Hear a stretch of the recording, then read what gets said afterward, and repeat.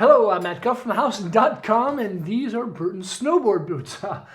These ones are the Burton Rulers, those two are the Burton Motos, and I'm going to walk you through their similarities and their differences, and hopefully by the end of the video you'll be able to determine which boot is better for you. And kind of to start out, both have been within the line for a long time. The Moto is the #1 selling snowboard boot in the world. The Ruler has been in the line for like 20 plus years, and they're both for almost and freestyle use. Now the Motos could be for like beginner to intermediate level riders, whereas the Rulers kind of jump into the beginner to the advanced level ability because there's just a little bit more tech.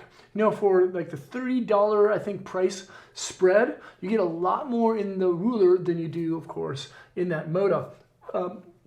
Their similarities kind of fall kind of throughout the whole boot. The biggest thing right away, of course, is going to be that sleeping bag reflective foil. Reflective foil that pushes heat back towards your body and keeps your feet nice and warm. They also have the shrinkage footprint reduction technology that puts this size 11 boot down to a full size to a size 10. Both of them feature that. So anyone who's size 11 feet and larger kind of likes that, so they don't necessarily always need to go into like a wide style boot. And then of course is the heat moldable liners. Now, despite their differences, they both have the heat moldable ability. So you can custom heat mold these, but you don't need a heat molder for them to be body heat activated. You can just wear them and they're going to mold to your feet. Both boots actually feature speed zone lacing systems that control both the upper and lower zones.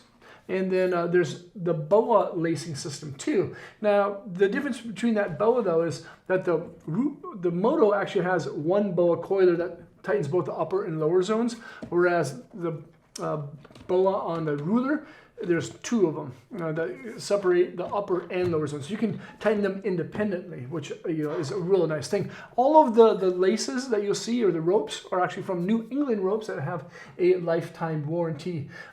The Moto's tongue is going to be a little bit softer, whereas the Ruler's tongue has what's called like a power-up tongue, so it has a little bit of rebounds or a little bit of bounce back to you. So if you're over the top, that toe side edge, it wants to kind of push back into the shape that it's originally style formed. You'll notice too that the support panels on both boots is just a little bit different. There's less support along the upper section on the medial lateral side of the Moto, and there's no flex notches in that mid-step area, whereas the Ruler has more supportive panels along the upside.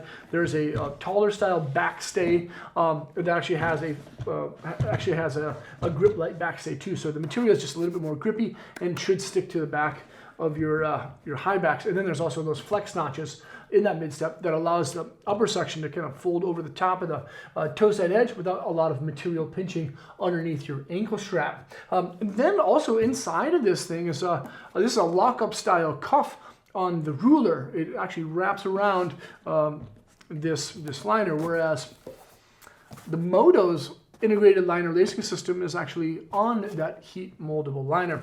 And then we kind of move down into like the outsole and the midsoles. The Moto, of course, is extremely lightweight. This is a Dynolite style outsole. There's only just a little bit of rubber like right in the middle of the boot. It's lightweight, but the tread will wear out just a little bit more. It still gives you great board feel. And then the Ruler features an EST kind of midsole with B3 gel in the heel area, so it's going to absorb more impact from landings. But it also has a little bit of rubber in those high wear areas. It's going to last just a little bit longer. But because that EST midsole, it's ultra thin and gives you a lot of board feel. And then there's the liners. Again, they're both heat moldable.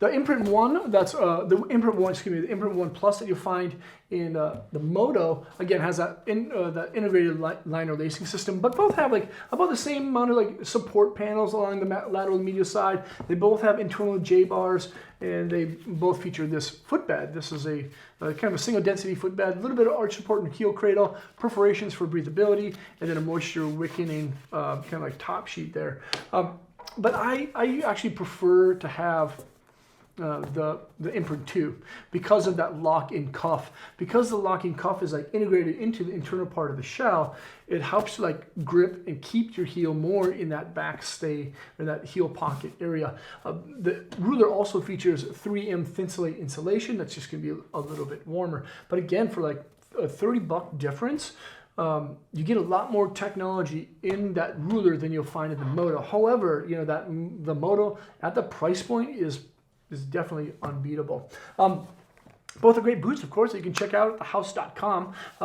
Yeah, if you're looking to if you've been in the moto, you're looking to step it up, step it up into the ruler, that's a really good place to go. You can take these anywhere from like free ride laps and to kind of park stuff. Again, the ruler's gonna be just a little bit more supportive in the medium flex range, where it's a moto, it's gonna be in that softer flex range. Check them both out again at thehouse.com. Leave a comment or question. Let me know if you've ridden either of these and why you've done that. Subscribe to the channel there, check out more vids there. Hopefully, I'll see you on snow. Peace.